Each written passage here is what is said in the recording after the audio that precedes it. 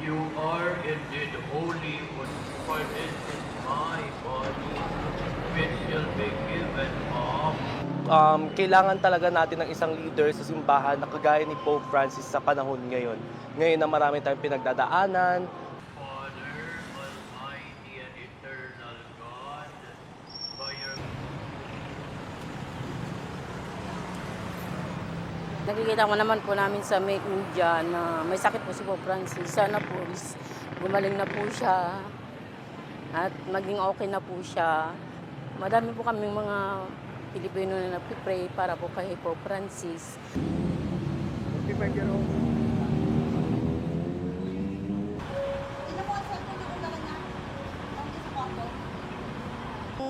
Sana gumaling siya, yun sa karamdaman niya, hindi siya maghihirap dun sa naging karamdaman niya.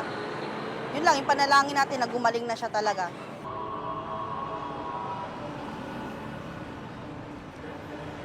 We are sending to you, O Father, the unlocked